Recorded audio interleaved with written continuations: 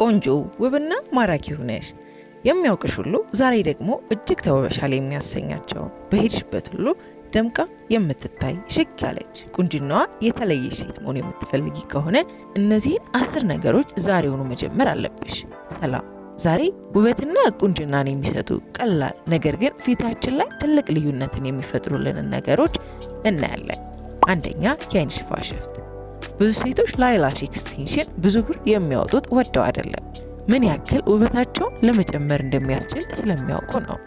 ነገር ግን ይህን ስል እናንተም ተፈጥሯዊ ያልሆነ በየሰዓቱ የሚነቀልና የሚበላሽ የአይን ሽፋሽፍት አስተክሉ ማለት አይደለም። በተቃራኒው በተፈጥሮ የአይን ሽፋሽፍታችሁ መድመቅ መቻልን ማወቅ ነው። የግድ ረጃጅም የሆኑ የአይን ሽፋሽፍት ሳያስፈልገን አጭር ቢሆንም ረጅም መስሎ የተስተካከለ ቅርጽ ይዞ ከአርቲፊሻል የአይን ሽፋሽፍት በተሻለ የሚያዘንጠን መንገድ መከተል። ለዚህም የሽፋሽፍትን ከርለር ከቫዝሊን ጋር መጠቀም፣ ካርል ከማድረጋችን በፊትም ቫዝሊንን መቀባት። በመቀጠልም ምስሉ ላይ በምትመለከቱት መልኩ በጥንቃቄ የአይን ሽፋሽፍትን ቅርጽ ማስያዝ እንችላለን። በቀላሉ በፊትና ከርል ካደረጋችሁት በኋላ ያለውን ልዩነት ተመልከቱት። ምን ያክል ውበትን እንደሚያላብሳችሁ ማየት ይቻላል። ሁለተኛ፣ የተስተካከለ ጸጉር።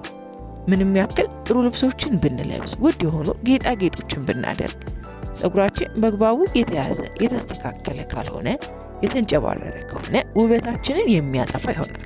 የሴት ልጅ ውበት ጸጉሯ ነው ሲባል የምንሰማው ለዚህ ነው። የግድ ረጅም ጸጉር ሊኖርሽ ይገባል ማለት አይደለም። ወይም ደግሞ የግድ በየቀኑ ሳሎኖችን መጎብኘትም ይጠበቅብሻል እያልኩ አይደለም። ነገር ግን ከቤትሽ ከመውጣትሽ በፊት ጸጉርሽ የተስተካከለ ሽክፍ ያለ ፊትሽን አድምቆ ማሳየት የሚችል ስታይልን ተከተል።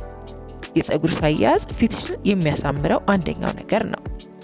በተለይም የፊትሽ ቅርጽ ጋር የሚስማሙ የጸጉር አያያዞችና ሹሩባዎችን ስታደርጊ ገጽታሽ በአስገራሚ ሁኔታ የሚቀየር ይሆናል። ሶስተኛ፣ ቅንድብ። ቅንድባችን ሙሉ የፊታችን ቅርጽ ፍሬም የማድረግ አቅም አለው። ውበትን በጥብ የሚያላብሰን ድምቅ ብለን እንድንታይ የሚያደርገን ሲሆን በተለይም አይናችን አካባቢ ድምቅ ብሎ እንዲታይ ያደርገዋል። የግድ በባለሙያዎች የተሰራ ቅንድብ ቢኖርሽ ማለትም ሳይሆን በትክክል የተቦረሸና የተስተካከለ ቅርጽ ያለው ቅንድብ ሊኖርሽ ይገባል። በቤትሽ ውስጥ ራስሽ በሳምንት አንድ ጊዜ የተወሰኑ ደቂቃዎችን ወስደሽ ቅንድብሽን ቅርጽ ማስያዝ። ከቤትሽ ከመውጣትሽ በፊት ቫዝሊን ወይም የሬት ጀልን በመጠቀም ቅንድብሽን ማበጠር። ይህንን ማድረግ በተለየ መልኩ ቅንድብሽ ቀኑ ሙሉ ቅርጹን ጠብቆ መዋል እንዲችል ያደርገዋል። የቅንድብና የሽፋሽፍትን ለማሳደግ የምትፈልጉ ከሆነ ከመኝታ በፊት ካስተር ኦይልን በመጠቀም ማሳጅ ማድረግ በሳምንታት ውስጥ ልዩነትን የሚፈጥርላችሁ ነገር ነው። ነገር ግን ወደ አይናችሁ እንዳይገባ መጠንቀቅን አትርሱ። አራተኛ፣ ጠረን።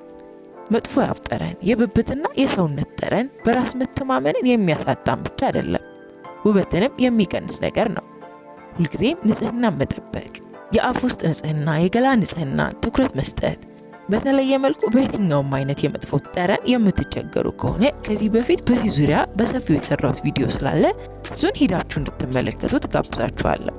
አምስተኛ፣ ከንፈር።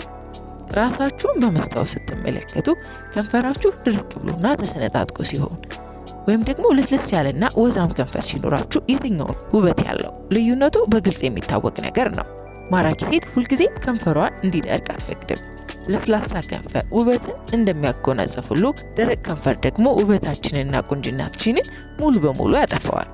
የተለየ የከንፈር ማሳመሪያ መጠቀም ሳያስፈልጋችሁ ከቤታችሁ ከመውጣታችሁ በፊት እንዲሁም ከመኝታ በፊት ቫዝሊንን ወይም የሚስማማችሁን የከንፈር ማለስለሻ መጠቀም፣ በቂ ውሃ መጠጣት። ምክንያቱም ምንም አይነት ማለስለሻን ብትጠቀሙ በቂ ውሃ የማታገኙ ከሆነ ከንፈራችሁ መድረቁ የማይቀር ነው።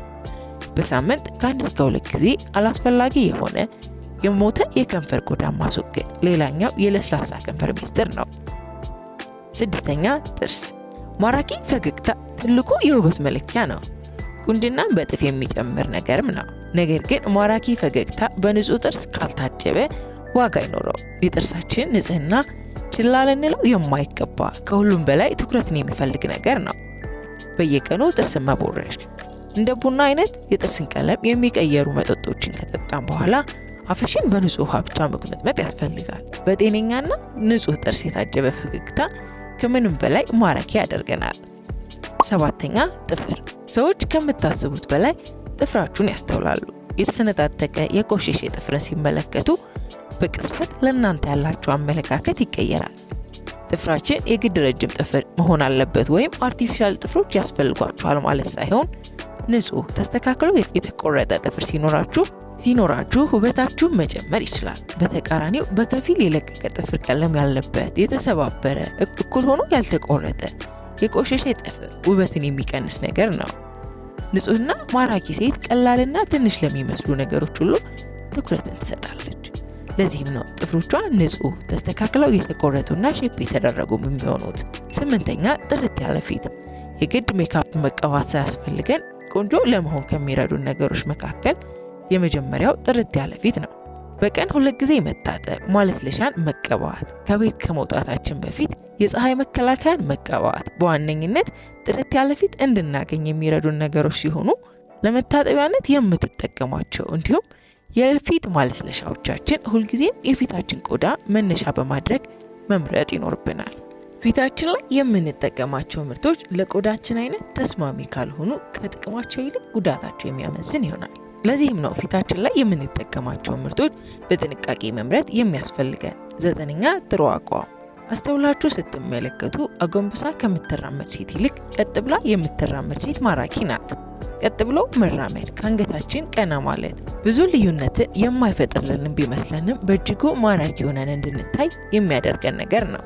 በተለይ ማረማመዳችን አንደኛው የውበታችን መለኪያ ነው። 10ኛ በራስ መተማመን። የሁልጊዜውም የኔ የመጀመሪያ ምክር ይሄ ነው። ከየትኛውም አይነት መዋቢያ የበለጠ ማራኪ የሚያደርገን ነገር በራስ መተማመን ነው።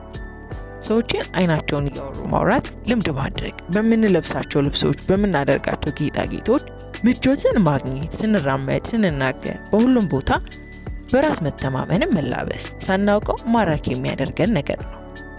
በራስ መተማመንን እንዴት መጎናጸፍ እንችላለን የሚል ቪዲዮ ከዚህ በፊት የሰራው ስለሆነ እሱን ገብታችሁ መመልከት በእርግጠኝነት ትልቅ አስተዋጽኦን የሚፈጥርላችሁ ነገር ነው። አብራችሁኝ ስለቆያችሁ በእጅጉ አመሰግናለሁ። በቀጣይ እንድሰራላችሁ የምትፈልጉት ማንኛውም ነገር ካለ ኮሜንት ላይ አሳውቁኝ። እንዲሁም በዚህ ቻናል ላይ ማንኛውም ማስታወቂያ ማሰራት የምትፈልጉ ሰዎች እንዲሁም ድርጅቶች ካላችሁ ምስሉ ላይ በምትመለከቱት የኢሜይል አድሬስ ወይም የስልክ ቁጥር ልታናግሩኝ ትችላላችሁ።